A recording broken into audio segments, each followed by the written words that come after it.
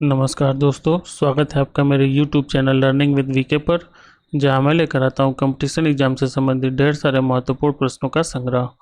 दोस्तों, आज का यह वीडियो सामान्य विज्ञान पर आधारित है, जिसका मुख्य विषय रसायन विज्ञान है। रसायन विज्ञान से किसी भी कंपटीशन में पूछे गए प्रश्नों में से कुछ प्रश्नों को लेकर मैं यहाँ आया हूँ, जो कि आने वाले किसी भी कंपटीशन एग्जाम के लिए काफ़ी महत्वपूर्ण है। तो चलिए बिना देरी किए शुरू करते हैं आज के इस वीडियो को।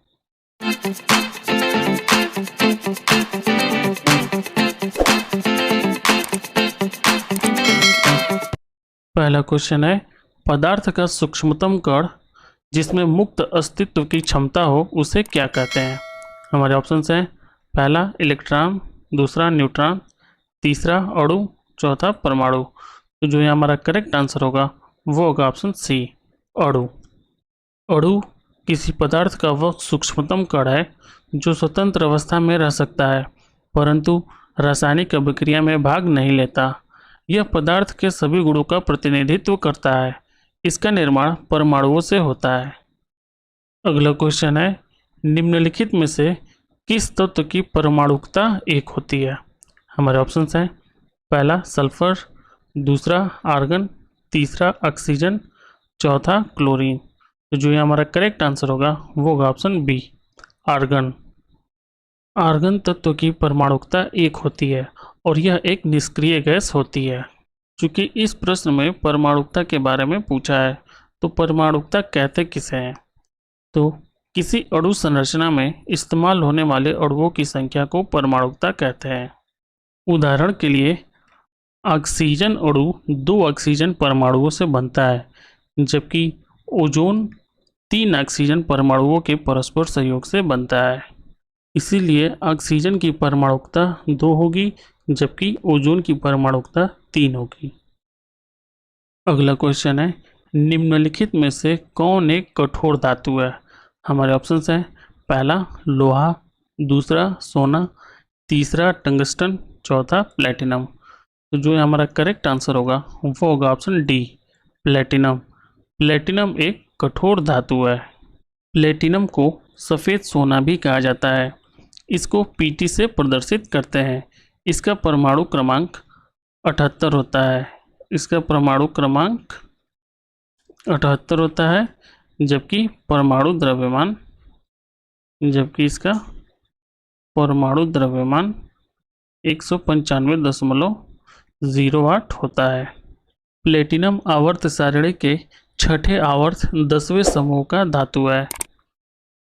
अगला क्वेश्चन है, पिंच ब्लेंड किसका मुख्य स्रोत है। हमारे ऑप्शंस हैं, पहला यूरेनियम का, दूसरा थोरियम का, तीसरा मैग्नीशियम का, चौथा कैल्शियम का। तो जो हमारा करेक्ट आंसर होगा वो होगा ऑप्शन ए, यूरेनियम का। पिंच ब्लेंड यूरेनियम का मुख्य स्रोत है। यूरेनियम एक रेडियोधर्मी व दुर्लभ तत्व है जो प्रकृति में मुक्त अवस्था में नहीं पाया जाता है। इसका परमाणु क्रमांक 92 होता है। इसका परमाणु क्रमांक कितना होता है? 92 होता है। इसका उपयोग नाभिकीय भट्टियों में परमाणु ईंधन के रूप में किया जाता है और परमाणु बम बनाने में भी किया जाता है। अगला क्वेश्चन है, निम्नलिखित में से किसको भविष्य का धातु कहा जाता है। हमारे ऑप्शंस हैं, पहला लोहा को, दूसरा तांबा को, तीसरा टाइटेनियम को, चौथा एल्यूमिनियम को। तो जो हमारा करेक्ट आंसर होगा वो होगा ऑप्शन सी, टाइटेनियम को। टाइटेनियम को भविष्य का धातु कहा जाता है, जबकि एल्यूमिनियम को हरी धातु कहा जाता है और यूरेनियम को आशा की धातु कहा जाता है। अगला क्वेश्चन है, पेड़ पौधों और मवेशियों में पाए जाने वाले अम्ल को क्या कहते हैं। हमारे ऑप्शंस हैं, पहला अकार्बनिक अम्ल, दूसरा कार्बनिक अम्ल, तीसरा खनिजीय अम्ल, चौथा निष्प्रभावी अम्ल। जो यहाँ हमारा करेक्ट आंसर होगा वो होगा ऑप्शन बी, कार्बनिक अम्ल। पेड़ पौधों और मवेशियों में पाए जाने वाले अम्ल को कार्बनिक अम्ल कहते हैं।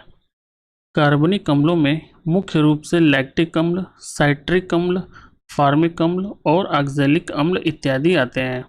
मांसपेशियों में लैक्टिक अम्ल एकत्र हो जाने की वजह से थकावट महसूस होती है। फार्मिक अम्ल मुख्यतः लाल चींटियों में पाई जाती है, जबकि साइट्रिक अम्ल खट्टे फल जैसे नींबू, टमाटर इत्यादि में पाया जाता है।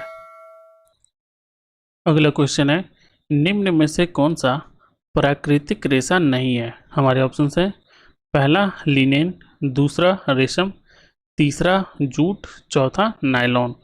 जो ये हमारा करेक्ट आंसर होगा वो होगा ऑप्शन डी, नायलॉन। नायलॉन प्राकृतिक रेशा नहीं है।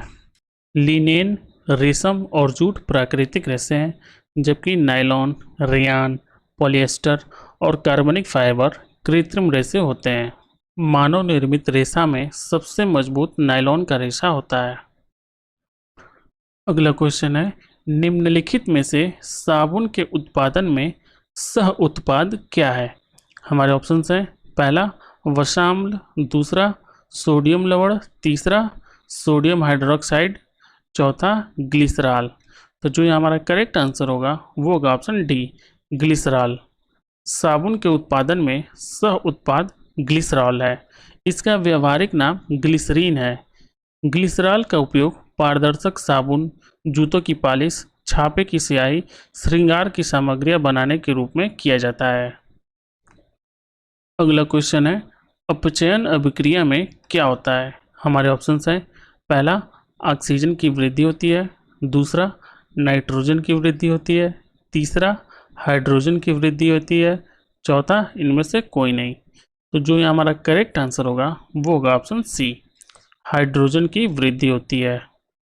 किसी परमाणु, अणु या आयन के इलेक्ट्रॉन ग्रहण करने की क्रिया को अपचयन कहते हैं। इसके फलस्वरूप धनात्मक संयोजकता घटती है, जबकि ऋणात्मक संयोजकता बढ़ती है। इसी कारण इस प्रक्रिया में हाइड्रोजन की वृद्धि होती है। अगला क्वेश्चन है, आमतौर पर सोडियम बाइकार्बोनेट को क्या कहा जाता है? हमारे ऑप्शंस हैं, पहला वॉशिंग सोडा, दूसरा बेकिंग सोडा, तीसरा ब्लीचिंग सोडा, चौथा सोडा ऐश। जो हमारा यहाँ करेक्ट आंसर है वो है option B, baking soda. Sodium bicarbonate को मीठा सोडा या खाने वाला सोडा या बेकिंग सोडा भी कहते हैं। इसका प्रयोग पेट की अम्लीयता को दूर करने में किया जाता है और अग्निशामक यंत्रों में भी किया जाता है। इसका IUPAC name sodium hydrogen carbonate होता है। अगला क्वेश्चन है, ऑटोमोबाइल बैटरी के लिए कौन सा अम्ल उपयोग किया जाता है?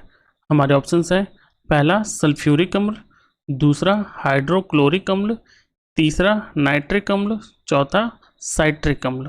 तो जो ये हमारा करेक्ट आंसर होगा वो होगा ऑप्शन ए, सल्फ्यूरिक अम्ल। ऑटोमोबाइल बैटरी के लिए सल्फ्यूरिक अम्ल का उपयोग किया जाता है। सल्फ्यूरिक अम्ल का रासायनिक सूत्र H2SO4 होता है। सल्फ्यूरिक अम्ल एक तीव्र अकार्बनिक अम्ल होता है। यह शुद्ध रंगहीन गंधहीन तेल जैसा भारी तरल पदार्थ होता है जो जल में विलय होता है, यानी कि जल में घुलनशील होता है। इसका उपयोग प्रतिकारक के रूप में और अनेक रासायनिक उद्योगों में विभिन्न रासायनिक पदार्थों के संश्लेषण में किया जाता है। अगला क्वेश्चन है, निम्नलिखित में से कौन सा अम्ल टमाटर में उपस्थित होता है? हमारे ऑप्शंस हैं, पहला लैक्टिक अम्ल, दूसरा ऑक्जेलिक अम्ल, तीसरा साइट्रिक अम्ल, चौथा टार्टरिक अम्ल। तो जो यहाँ हमारा करेक्ट आंसर होगा वो होगा ऑप्शन बी, ऑक्जेलिक अम्ल। ऑक्जेलिक अम्ल टमाटर में उपस्थित होता है, जबकि लैक्टिक अम्ल दूध में उपस्थित होता है। लैक्टिक अम्ल दूध में उपस्थित होता है, साइट्रिक अम्ल नींबू में उपस्थित होता है और टार्टरिक अम्ल अंगूर में उपस्थित होता है।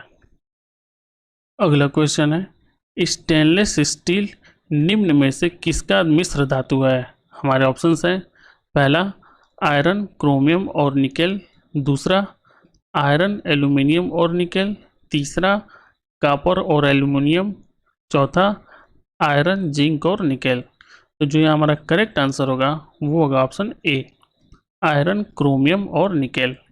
स्टेनलेस स्टील आयरन, क्रोमियम और निकेल का मिश्र धातु होता है।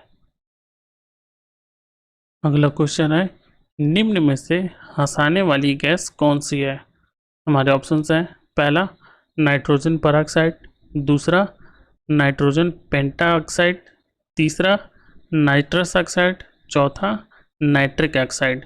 तो जो ये हमारा करेक्ट आंसर होगा वो होगा option C, nitrous oxide. Nitrous oxide को हंसाने वाली गैस या लाफिंग गैस कहते हैं। नाइट्रस ऑक्साइड का रासायनिक सूत्र N2O होता है। नाइट्रस ऑक्साइड एक अकार्बनिक यौगिक है। यह एक रंगहीन, मीठी गंध और स्वाद में मीठी गैस है। इसे सूंघने से उत्तेजना उत्पन्न होती है और हंसी आ जाती है, इसीलिए इसे हास्य गैस या लाफिंग गैस कहते हैं। अगला क्वेश्चन है, रासायनिक रूप में शुष्क बर्फ है, क्या है? हमारे ऑप्शंस हैं, पहला शुद्ध आसुत जल से बनी बर्फ, दूसरा ठोस कार्बन डाइऑक्साइड, तीसरा ठोस सल्फर डाइऑक्साइड, चौथा अधोशून्य तापमान पर रखी बर्फ। तो जो ये हमारा करेक्ट आंसर होगा वो होगा ऑप्शन बी, ठोस कार्बन डाइऑक्साइड। शुष्क बर्फ या सूखी बर्फ और कुछ नहीं बल्कि ठोस बनाई गई कार्बन डाइऑक्साइड गैस का ही दूसरा नाम है। इसकी शक्ल पानी की बर्फ से काफ़ी मिलती जुलती है, परंतु यह न तो खाई जाती है और न ही इससे कपड़े भीगते हैं। ठोस कार्बन डाइऑक्साइड को सूखी बर्फ या शुष्क बर्फ इसलिए कहते हैं क्योंकि सामान्य बर्फ की तरह यह ठोस से द्रव में परिवर्तित नहीं होती है, बल्कि वायुमंडलीय दाब पर और 78.7 डिग्री सेंटीग्रेड तापमान पर ठोस से सीधे गैस में परिवर्तित हो जाती है। कहने का मतलब यह है कि सूखी बर्फ भी कपूर या नेफ्थलीन की तरह ही ठोस से बिना द्रव अवस्था में आए ही गैसीय अवस्था में बदल जाती है। हालांकि आवश्यकता पड़ने पर इसे कुछ विशेष रासायनिक क्रियाओं द्वारा द्रव अवस्था में लाया जाता है, जो कि एक कठिन और खर्चीली प्रक्रिया है। तो आज के वीडियो में बस इतना ही। ये थे रसायन विज्ञान से विभिन्न कंपटीशन एग्जाम में पूछे गए प्रश्नों में से कुछ महत्वपूर्ण प्रश्न, जो कि आने वाले किसी भी कंपटीशन एग्जाम के लिए काफ़ी इंपॉर्टेंट है। तो आप इन सभी प्रश्नों को याद रखिए, तैयार रखिए। आई होप कि ये सभी क्वेश्चन आपके आने वाले एग्जाम में आपकी मदद करेंगे। दोस्तों, अगर आपको मेरा वीडियो पसंद आता है तो वीडियो को लाइक कीजिए और ज़्यादा से ज़्यादा शेयर कीजिए। साथ ही अभी तक आपने चैनल को सब्सक्राइब नहीं किया है तो चैनल को सब्सक्राइब कर लीजिए और बेल आइकन को प्रेस कर दीजिए, ताकि हमारे ऐसे ही वीडियो के अपडेट्स आप तक पहुंचते रहें। वीडियो को देखने के लिए धन्यवाद।